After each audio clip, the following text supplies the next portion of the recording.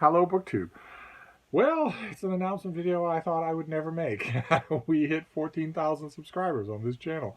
I was certain for a while there, with the subscriber number going down, that I was going to hit 13K before I hit 14K, but whatever bot purge YouTube was doing, they stopped doing that, and the bots returned. And so did a lot of real people, for whom I'm very grateful. Uh, and the subscriber number crossed 14,000, and I thought, you know how these things go. It could wobble back down again, but it doesn't look like that's going to happen.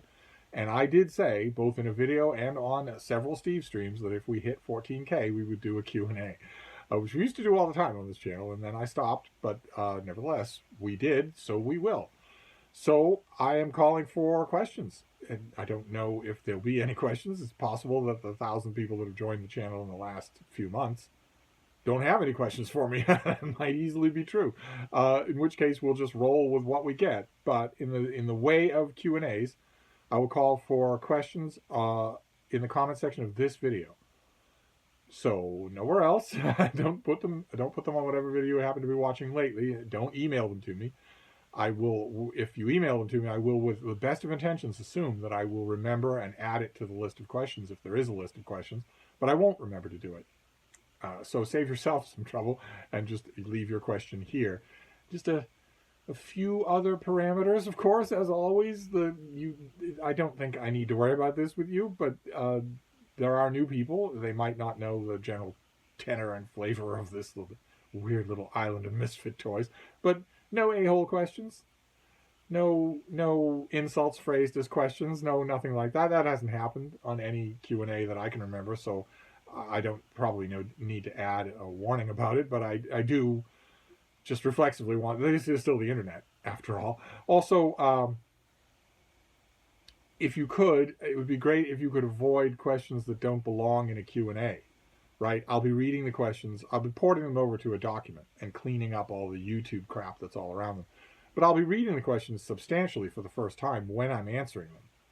And if your question is, thoughts on Emily Dickinson? Thoughts on Samuel Delany? That's not going to work. Right? If you ask me for an afternoon or an evening's full of conversation as a tossed off question, I don't have any simple one-line thoughts about the kinds of things that people tend to bring up with those questions. I don't have any simple thoughts about those subjects. So when you say that, you are essentially saying, stop the Q&A and just talk to me. And that's a little bit rude. So if you could avoid questions like that, that would be great. Also, one other thing, just for you brand new people on the channel, have you read questions? Are generally a waste of time. They will probably provoke a funny comedy routine out of me, but not anything more than that. If you've just finished Sense and Sensibility and you really liked it and you want to know if I've read it, assume that I have. Or if you don't believe me, assume that I haven't. But either way, don't ask have you read questions. Figure out something else to ask instead of that. Because have you read questions are guaranteed to bring out a Grandpa Simpson rant in me, and nobody wants that.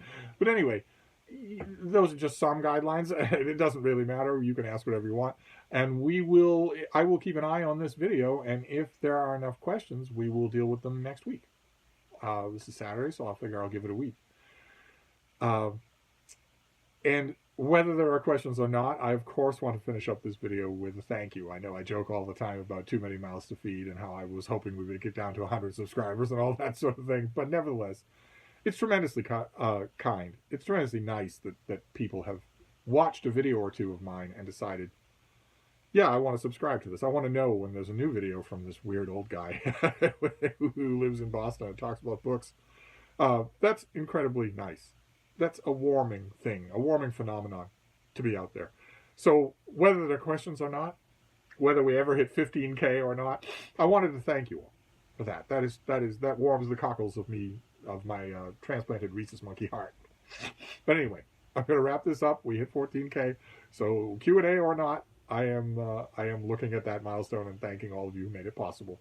But I'm going to wrap this up for now. But I'll be back. Thank you, BookTube.